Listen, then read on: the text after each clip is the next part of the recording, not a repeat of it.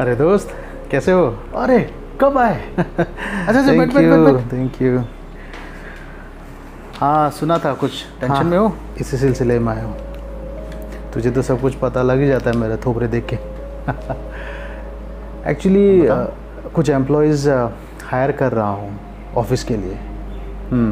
Advertisement दिया था, सो 10 या 15 रिस्पॉन्सेस आए हैं, तो उन्हीं में से 2 या 3 शॉर्टलिस्ट किया। लेकिन प्रॉब्लम यहाँ है कि अभी किसको सेलेक्ट करूँ, पोस्ट है सिर्फ एक। इसी सिलसिले में तुमसे डिस्कस करने के लिए यहाँ आया हूँ। तो इसमें प्रॉब्लम क्या है? रिक्रूट करो, जैसा भी एम्प्लॉय चाहिए ले लो। वैसे प्रॉब्लम क्या है पता है? रिक्रूट तो मैं कर लूँ, लेकिन मेरा एक प्रॉब्लम है कि मैं अगर दो जन को अगर मैं हायर करूँ तो उन दोनों में से ना कंपैरिजन मुझे थोड़ा सा गंदा लगता है। एक्चुअली यही प्रॉब्लम है। और दूसरा प्रॉब्लम क्या है कि मेरे ऑफिस में लोग टिकते बहुत कम हैं, ज़्यादा से ज़्यादा 6 महीने मैक्स। कोई कोई तो ऐसा भी होता है कि 1-2 महीने में चले रखा हुआ है क्या? हाँ, हम एक मैनेजर रखा हुआ है। अरे प्रॉब्लम तो उधर है। अच्छा, ये तो मैंने सोचा ही नहीं। देख भाई, कंपैरिजन्स तो तुझे करना ही है। अभी किस बेसिस में तुझे कंपेयर करना होगा? Yes, it is true that 2 circumstances are not equal. 2 इंसानों को आप कंपेयर नहीं कर सकते, क्योंकि उन लोगों का लाइफस्टाइल अलग है, अपब्रिंगिंग्स अलग है, सर्कमस्टेंसेस अलग है। तो किस बेसिस में हम कंपेयर करें? कंपेयर तो करना ही पड़ेगा, क्योंकि पोस्ट एक ही है। सो कंपैरिजन पर्सनैलिटी के ऊपर डिपेंड करेगा। तो तूने बहुत सही बात बोला। देख, इट्स वेरी सिंपल। 2 या 3 टाइप के एम्प्लॉयज़ रहता है, ठीक है ना? एक है 9 to 5 जॉब करने वाला एम्प्लॉय। वो आएगा 9 बजे, निकलेगा 5 बजे, ना उससे ज़्यादा ना उससे कम। और ऐसा एम्प्लॉयज़ थोड़ा डेंजर भी होता है, क्योंकि 4:30 बजे वो अपना लैपटॉप बंद करेगा, 4:30 बजे वो सारा अपना जितना भी ऑफिस का काम है वो निपटा लेगा। उसके बाद वो वॉशरूम जाएगा, उस आधे घंटे में वो किसी को हाई करना है, बाय बोलना है, कुछ भी करना है वो करेगा। लेकिन 5 बजे के बाद वो सब नहीं करने वाला, वो वॉशरूम तक भी नहीं जाएगा, क्योंकि वो उसका पर्सनल टाइम हो जाता है। सो कंपनी के टाइम में सब कुछ करना है। इस तरीके का एम्प्लॉयज़ भी आपको मिलेगा। और दूसरा टाइप का एम्प्लॉयज़ है सिर्फ सैलरी के लिए आते हैं, मंथ एंडिंग के लिए रुका रहता है। भाई, ये कोई रॉकेट साइंस तो है नहीं। तुझे ही डिसाइड करना है। घर जा, ठंडे दिमाग से सोच, खुद को थोड़ा सा टाइम दे और सोच वो 2 एम्प्लॉय या 3 एम्प्लॉय जो तूने शॉर्टलिस्ट किया था,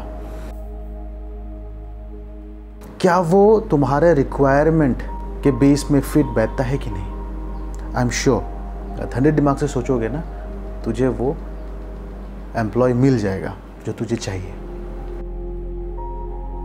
और दूसरी बात, तूने जो बताया कि तुम्हारे एम्प्लॉय ज़्यादा दिन टिकता नहीं है, और मैंने वो मैनेजर के बारे में भी पूछा था। शायद से ना भी हो तुम्हारे ऑफिस में ये सिचुएशंस, लेकिन भाई, चाहे वो तू हो, चाहे वो मैं हूँ, चाहे वो कोई भी, हम इंसानों को ना सिर्फ 2 ही चीज़ जो फंडामेंटल 2 थिंग्स जो रिक्वायर्ड है, वो है अफेक्शन और दूसरा है सिक्योरिटी। ये 2 चीज़ें अगर मिल जाए ना, तो मैं भी खुश, तू भी खुश, संसार में सब इंसान खुश। यही 2 चीज़ों के लिए लोग मर जाते हैं। सही में बोल रहा हूँ। कहीं पढ़ा था कि एक बंदा 2 जॉब्स कर रहा है साइमल्टेनियसली, पार्ट टाइम। मॉर्निंग एक डिफरेंट ऑर्गेनाइजेशन में और इवनिंग शिफ्ट को एक दूसरा ऑर्गेनाइजेशन में। हुआ क्या है कि मॉर्निंग शिफ्ट में जो जिस ऑर्गेनाइजेशन में जाता है, वहाँ का सुपरवाइजर्स थोड़ा सा खरूस टाइप का है, अच्छी तरह से ट्रीट नहीं करता है। फॉर एग्ज़ाम्पल, आज लेट क्यों आए? कल का जो काम था ख़त्म हुआ कि नहीं हुआ? और मैंने जो काम दिया था वो ख़त्म क्यों नहीं हुआ?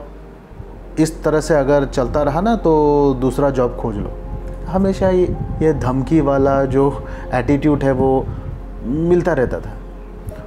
और इवनिंग को वो दूसरा ऑर्गेनाइजेशन में पार्ट टाइम के लिए जाता था, और वहाँ सिनेरियो थोड़ा अलग था। वहाँ का सुपरवाइजर्स बहुत ही हेल्पफुल होता है, ग्रीट अच्छी तरह से करता है कि ओ तुम आ गए, चलो ये तुम्हारा आज का टास्क है, तुम कंप्लीट कर लेना, और अगर कुछ भी अगर प्रॉब्लम हो तो हम हैं यहाँ पे। एंड डेफिनेटली वहाँ पे सुपरवाइजर्स उसी हिसाब से है। अगर आप काम कर रहे होते हो, कहीं मतलब आप अटक गए हो, तो एक सुपरवाइज़र आता है, आपको गाइड करता है, समझाता है। 3-4 अगर टास्क एक साथ से आपको करना है, आप कंफ्यूज हो जाते हो कौन सा वाला पहला लूँ, तो इट्स ए ह्यूमन नेचर कि अगर कोई आता है और हमें बता देता है कि भाई साहब आपका 3-4 काम है पेंडिंग, पहला आप इस काम को कर लो, बाकी ऑटोमेटिकली आप ख़त्म करते जाना। ये जो एश्योरेंस हमारे अंदर बिल्डअप करता है ना, वो कभी कभार हम खुद नहीं कर सकते हैं। इसीलिए सुपरवाइज़र ऐसा चाहिए जो इन सब चीज़ों को समझता हो।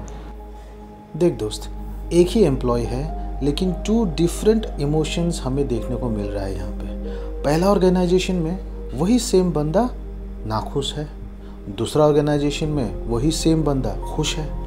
प्रॉब्लम एक्चुअली एम्प्लॉय में नहीं है, प्रॉब्लम उस सुपरवाइज़र की है जो ये एम्प्लॉयज़ को देखता है। This is very important to understand. तो यही एक फैक्ट है। हाँ भाई, ये हमारे ऑफिस में भी हुआ था। एक हमारा सुपरवाइज़र मेरे पास आया और बताया कि एक एम्प्लॉय के ऊपर में 4th ग्रेड एम्प्लॉय है वो एक्चुअली, तो उसके बारे में कंप्लेंट देने आया मेरे पास और बोला कि सर निकाल दो, नहीं तो उसको समझा दो, मैं तो इसके साथ नहीं काम कर सकता। मैंने पूछा भाई साहब क्या हुआ क्या? नहीं, वो अच्छी तरह से बात नहीं करता है मुझसे, या फिर काम बोलने से भी वो करता नहीं है, हमेशा गुस्सा में रहता है। तो मैंने उस वक्त वही सोचा, मैं तो पहले सोचा कि उसको डांट दूँ, लेकिन back of the mind I had that concept, affection और सिक्योरिटी वाला। मैं सोचा कि यही सही मौका है इसको इस्तेमाल करके देखूं कि एक्चुअल में होता है कि नहीं होता है। टू माई सरप्राइज़ मैंने क्या किया, नेक्स्ट मॉर्निंग जब मैं ऑफिस आया तो अपना वो जो 4th ग्रेड वाला वो जो बंदा वो अपना काम कर रहा था, और मॉर्निंग को मैं आया और उसके पास गया और मैंने उसको विश की कि गुड मॉर्निंग, कैसे हो, ब्रेकफास्ट करके आए हो ना, चलो ठीक है अपना काम करो, मैं भी अपना काम करने जा रहा हूँ, ठीक है, कुछ भी हो तो बताना। In the evening before departure again मैं उसके पास गया डिपार्चर के टाइम, और मैंने उसको बोला पूरा दिन कैसा गया, सब सही में ना, चलो ठीक है कल मिलते हैं, ठीक है, bye bye, take care, high five. ये जो सिचुएशन था मैंने इसको 3 दिन कंटिन्यू किया, वो पहला दिन, दूसरा दिन और तीसरा दिन। और भाई मानोगे नहीं तुम, चौथा दिन जब मैं ऑफिस आया मैंने लिटरली उसको कुछ नहीं बोला, मैं सीधा अपना ऑफिस रूम चला गया। और तुझे पता है वो लड़का मुझे ढूंढ के मेरे ऑफिस तक पहुंच गया, मेरे ऑफिस रूम तक पहुंच गया। मुझे सर, हाँ मैं आ सकता हूँ, हाँ sir good morning, okay good morning sir, आप कैसे हो? मैं बढ़िया हूँ, तू इतना निखर क्यों रहा है? नहीं सर एक्चुअली आपने आज मुझे गुड मॉर्निंग नहीं बोला, इसलिए मैं आपको बोलने आया। दोस्त मैंने उस दिन ना वो चीज़ समझा कि एक्चुअली ये वर्क करता है, चाहे वो 4th ग्रेड हो या 3rd ग्रेड या 2nd ग्रेड या मिनिस्टर या कुछ भी, इंसान होता है। हमें ये छोटी छोटी जो चीज़ें हैं ना उसको नज़रअंदाज कर देते हैं, चाहे हमारे लाइफ हो या ऑफिस हो या कहीं भी। तब मुझे ना वो एहसास हुआ कि हम आप नहीं, कहीं अलग नहीं है। वो जो लड़का है, वो जो हमारे 4th ग्रेड वाला लड़का है, मैंने उसके बाद उसको ऑफिस में बिठाया और फिर मैंने उसको पूछा कि क्या बात है, कुछ दिन पहले आप इतना ठीक नहीं लग रहे थे, आप अपना काम से खुश नहीं हो। उसका एक ही जवाब था कि हाँ काम से मैं खुश नहीं था, लेकिन जब से ये 3-4 दिन से मुझे पता नहीं क्यों मुझे अच्छा फील होने लग रहा है। मुझे पता था कि उसे क्यों अच्छा फील हो रहा है। हमें जो चाहिए नहीं, हम डायरेक्टली लोगों से मांगते हैं, लेकिन हमें एक्चुअली वो चीज़ नहीं मिलता जो हम मांगते हैं। हमको एक्चुअली पहले उस चीज़ को देना पड़ता है। Like the way you want to be treated, treat the same to others. यही चीज़ें हैं जो हम अगर फॉलो करें, definitely my bro, you will get the best employ. Best actually कोई भी पैदाइशी नहीं होता, उसको बनाना पड़ता है। सिचुएशन को देख के, सिचुएशन और वो ग्रेविटी को देख के हमें इनेक्ट करना पड़ता है। That's it. अरे तुम दोनों यहाँ पे हो, तुम दोनों को ढूंढ के कहाँ नहीं गया मैं। अच्छा सुनना, मुझे नौकरी मिल गया है। अच्छा चलो ठीक है, ये सब ठीक है, लेकिन मुझे टेंशन हो रहा है कि कल होगा कैसे, मैं किस तरह से ज्वाइन करूँ उसको। मुझे कुछ समझ में नहीं आ रहा है। कुछ एडवाइस दे देना भाई। रुक जा। इतना टेंशन काहे को लेता है? चलो तुझे नौकरी मिल गया नहीं, एक एडवाइस मेरा मान लेना, वहाँ जाके ना अपना माथा यूज़ मत करना। वहाँ जाके ओवर स्मार्ट दिखाने की ज़रूरत नहीं है।